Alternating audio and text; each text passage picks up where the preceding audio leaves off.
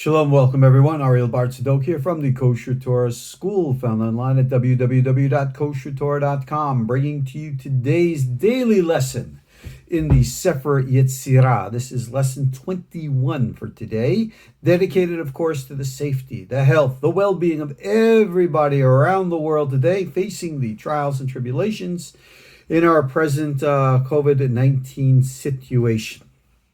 So, Be'ezat Hashem, Refuah Shlema, and Shmira to everyone. But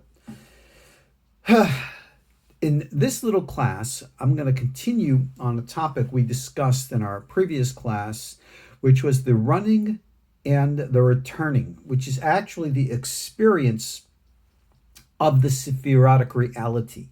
And this brings us right into the experiences of prophecy, Ruach HaKodesh, what we might call today super-telepathy.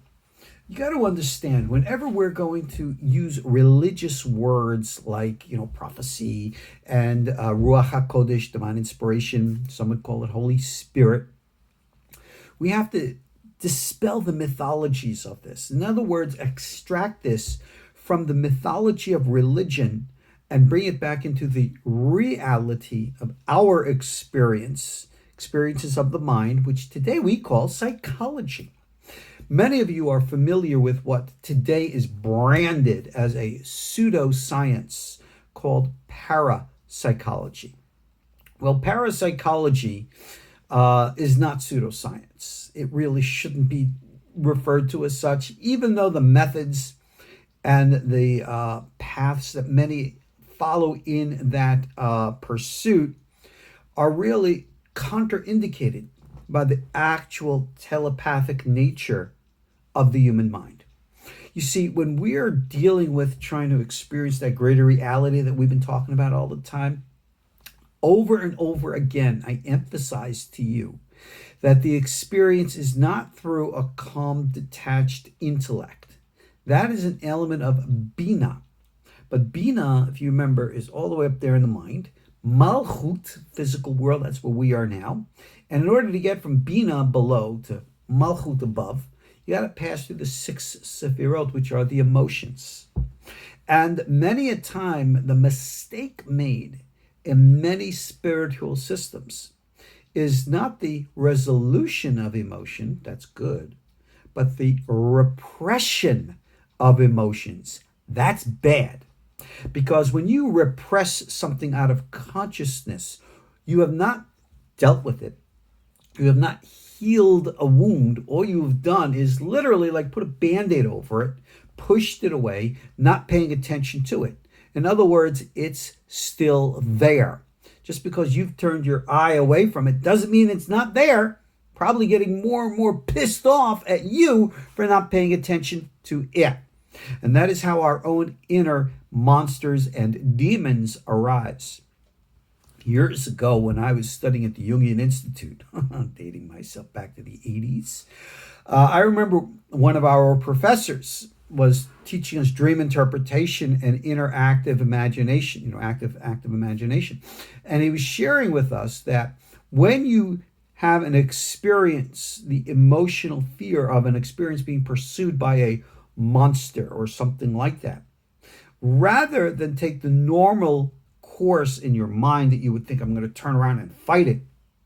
On the contrary, turn around, he said, and confront it and ask the imagined entity, why are you pursuing me? Why are you chasing me? Why is there conflict between us? And seek resolution. And you might say, oh, it's not the way. Oh, yes, it is the way. Whenever we're dealing with tikkun, we don't seek to destroy the opposition. We seek to heal the opposition. Even in exorcisms, believe it or not. See, unlike in the Christian mentality, in which they are afraid of these entities and they seek to cast them into hell. Remember, there is no such thing as an objective hell. It's subjective within the, specific mind. We look towards these earthbound souls. They're not shadim that possess people. They're, nishmot aratalaim. And we seek to heal them.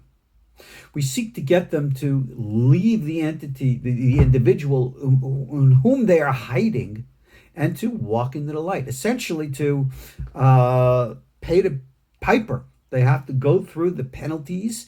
They have to go through what they need to go through for the rectification of their soul. An exorcism in our system is based upon this healing process. I've discussed this at KosherTorah.com. You can go check it out. For those of you who want an elaborated expansion of this, check out the book Minhat Yehuda by Rabbi Yehuda Fatia, alav shalom. It is available in English. Minhat Yehuda, Minhat, Minhat Yehuda. Spell it out yourself. And he has a section there about his interactions with the Ruchot. Now, why am I talking about all this with the Sefer Yetzirah? Because when we come to experience our Sephirotic realities, remember, Malchut below us, Bina above the pure mind, then you got to go through one level here, and that's the emotions. Now, we just read in our previous class the meaning of Devaro behem beratzu vashuv, right? The running and returning. That the Sephirotic experiences, we refer to it as we can experience it in the davar, which is the reality of our parameters. It is like a lightning bolt. I knocked off my own glasses there. All right? It's like a lightning bolt. It goes in and out really fast. Well, that's the way that this experience is. But what is the nature of that lightning bolt? Is it, I have this brilliant idea? No. It states here, and this is what these next words are here to teach us. Ulama'amaro kesufa yeredofu. And to his ma'amar, the word, we say, remember that the world was created with the 10 ma'amarot, the 10 words. It's like a storm. It rushes to it like a storm. And the sufa is like this big chaos. If you look at raw, unadulterated, uncontrollable emotion, it's chaotic because it's always going from right to left to right, and it's this big, as we say in Hebrew, balagan. Well, when we speak in Kabbalah of the light coming down, right, through the Sephirotic pattern, it starts obviously in the purity of the Ein Sof, materializes through the force of will, Keter, is experienced through the wisdom, the intuition of the right mind, cognized and put into a concrete form through Bina in the left. But then, before that is able to materialize, it goes through this vibrational energy field which motivates it, gives it its passion, essentially like the gasoline in its engine. These are the 6 sefirot. This is the emotions. This is why emotions exist. They translate abstract intellect into actual reality. And that's why emotions are so vital to the process of formation, not creation. Creation, remember, that's something from nothing. That's what God does. Formation, Yetzirah, that's what we do. That's why our book is called the Sefer Yetzirah, because it's something that we can and do. So when we eventually talk about the legends of this book, and we talk about creating things like golems, which is an actual inanimate life force becoming animated, this is not symbolic metaphor. This is real stuff. This is how, let me rephrase, this is what we can do. How do we create golems? Can you imagine we create golems and commercialize on that? We can create golems to clean your house, mow your lawn. Oh, we could do all kinds of fun stuff. It would be a great business to get into, wouldn't it? And Golems Incorporated. No, we don't do things like that. Because even though we can make fun, remember, we're in the emotional realm, so we can do that. But in the reality realm, okay, even in the Tibetan Buddhist tradition, they understand the nature of creation. In their terminology, they call it a tulpa. A tulpa is originally a construct of the mind. In essence, you format this humanoid reality, which then becomes so crystallized and clear that it actually can materialize into physical form. Some will then take the ritual of creating a physical body, projecting the tulpa into it and animating it.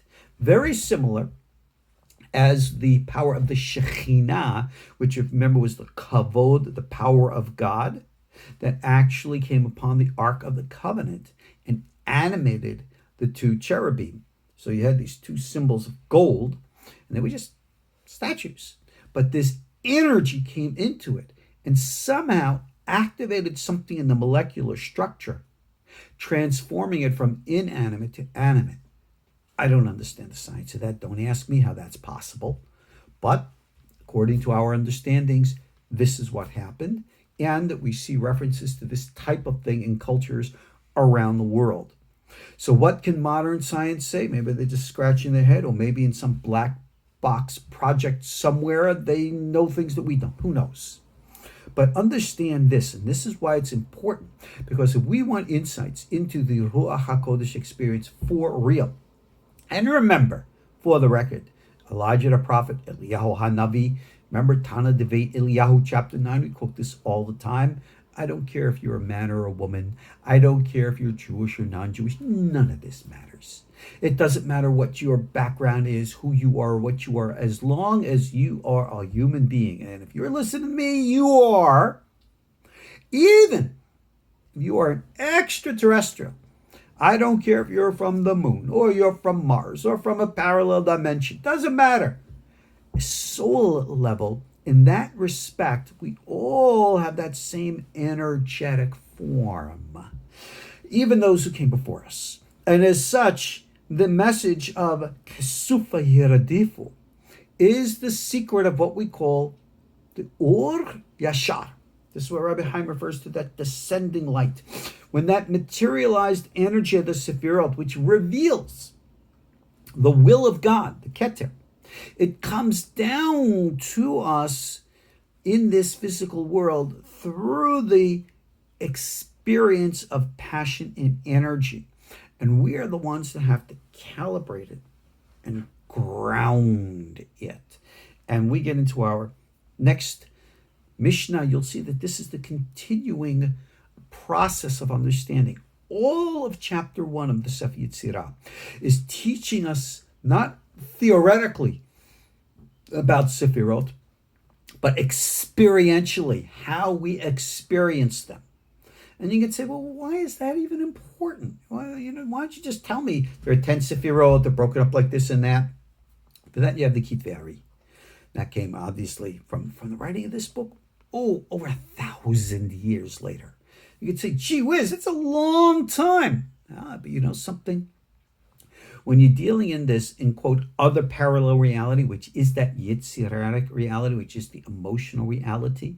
Oh, by the way, if and when you ever deal with entities from the, in quote, spiritual realm, you will note, in spite of facade, there are always emotionally based entities. They're either, in quote, full of love, full of hate, full of blessing, full of curse. You always see this emotional component. You're going to ask, what's with these, in quote, angels and demons? Why is everybody so, emotional? Because that's the nature of their energy. Their energy is in this fluctuating state. And they need our physical world so that fluctuating state can congeal into a form we call the ma'amar, or the davar. And that is how it is received.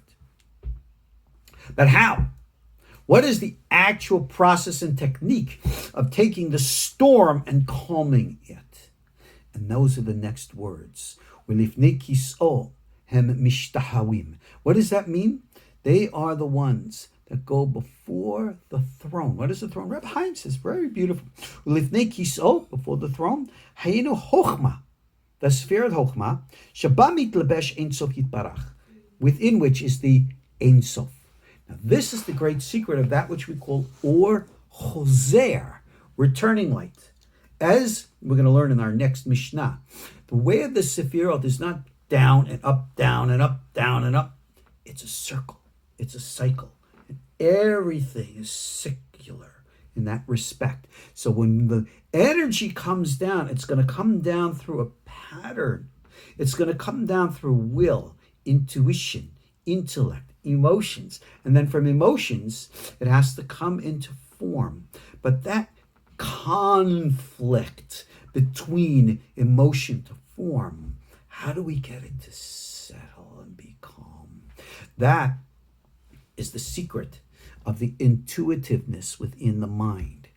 Because it states that Abba Bara Batra. That's an old saying from the Zohar, that the father is the one who creates the daughter, which means Chochmah gives rise to Malchut. How? This is what it says, Kulam b'Chochmah asita. Everything in this physical world has as its foundation Sefirot Chochmah, intuition, the psychic telepathic connection. Because that psychic telepathic connection is what weaves itself, or penetrates, and you know exactly how I'm getting at, into the intellect. Look, let's be blunt. We think a million thoughts all the time. The internet and everything that we deal with here on YouTube and Facebook and all these places, they're going to bombard us with multiple thought after thought after thought after thought until you just go nuts. You don't know what to believe anymore. That is what we call the tree of knowledge, good and evil. And we literally eat that forbidden fruit every single day. And look at the carnage that it's caused. Look at the confusion. We would think today that the dissemination of all information would be such a great thing. But then, using the old proverb, it's trying to find like the needle in the haystack, because you have so much out there that's kind of hard to find what you're looking for. Go try to do a Google search on something, 1,000 different choices. So, how do you know? You will know when you have knowledge. And knowledge isn't from external source, it's from internal. Dot is that merging of the Bina with the Chochmah, the Abba penetrating into the Bina, penetrating, sexual, all that kind of stuff. That's the language of the Zohar and the Sefer Ari. So I'm giving it to you just like the Kabbalists gave it to us. Okay? So deal with it. Why? Remember, sex and all that stuff, isn't it like emotional? Oh yeah, that's right. That's what we're talking about. Emotions. The thing that most people want to run away from because they can't handle it. So they repress it rather than heal it.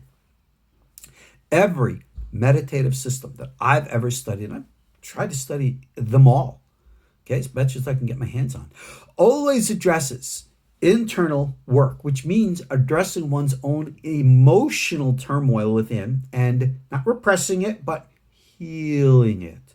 So this is how we deal with the storm. And only by dealing with it in the proper way can we bring the light back up, which is again the meaning of before the throne they submit, mishtahaweh, which means again to bow, which shows submission. If you will, bowing the head to allowing the shefa, the energy, to flow through you. So when the intuition of the mind can be accessed, this is the telepathic, extrasensory perception, and allow that to permeate into the intellect, so that when you're looking out at the 1,000 answers on Google for your question, right? This is the one. How do you know? I sense it. I feel it, right? Kind of sounds like that impression in the movies with regards to the force in Star Wars. Well, how do you know? I sense it. I feel it. Well, that's what we're trying to get you connected to. That is what we call the bowing before the throne, because the ultimate will is revealed through the intuition. The intuition is revealed through the intellect. The intellect has to go through the storm of emotions. But the only way to get through the storm of emotions, to ground into the solid foundation, is by being able to recognize that intuitive essence through it all. And then that which is below connects with that which is above, and everything then is in harmony. And you can receive the intellectual flow of the intuition. And that is Ruach HaKodesh. That is where Nivuah comes from. And that is how we connect. And why we experience the sefirot. Because with this process, we can then go into the next chapters of the Sefer Yetzirah and learn how to apply it. Now you see what's coming. All right, enough time for today. Ariel Bar Tzadok, KosherTorah School, KosherTorah.com. Check out the meditation courses we have online for you at KosherTorah.com. See you all in our next class.